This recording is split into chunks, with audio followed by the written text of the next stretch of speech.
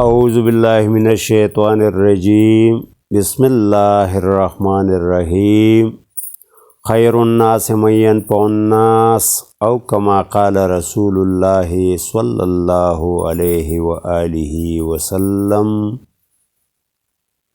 سبحانک لا علم لنا الا ما علمتنا انک انت العلیم الحکیم صدق اللہ مولانا العظیم۔ محترم سامعین و ناظرین، السلام علیکم ورحمۃ اللہ وبرکاتہ۔ امید ہے ایمان و صحت کی بہترین حالت میں ہوں گے۔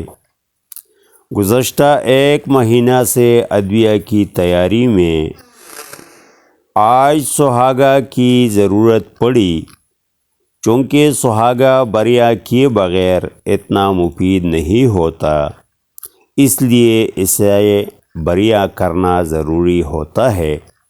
تو سوچا کہ کیوں نہ ویورز کے ساتھ شیئر کروں۔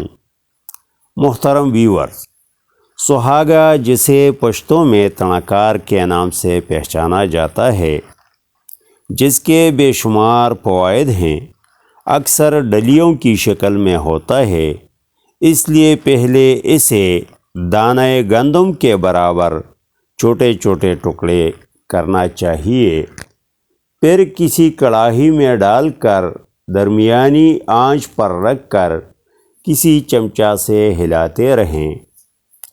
جب یہ گرم ہونا شروع ہو جائے تو ہلکی ہلکی سی پٹاخے شروع کر کے کڑاہی بھرنے لگتا ہے۔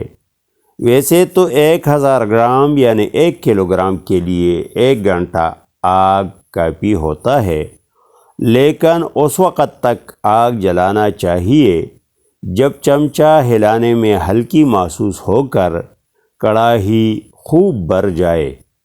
بس اتار کر ٹھنڈا ہونے پر پیس کر باریک چاند سے چاند کر محفوظ کر کے رکھیں اور بوقت ضرورت استعمال میں لائیں۔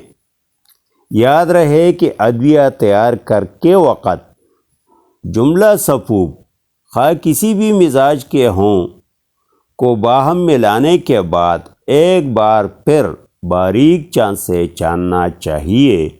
اس کا فائدہ یہ ہوگا کہ ایک تو خوب مکس ہو جائیں گے، اور دوسری بات یہ کہ اگر برش کے بال یا کسی جز کا موٹا حصہ نکل آئے تو اسے دوبارہ باریک کوٹ لیں، تاکہ کیپسول یا معجون وغیرہ میں کوئی جز جسم کو زیادہ نہ چلا جائے۔ اگلی ویڈیو تک خدا حافظ۔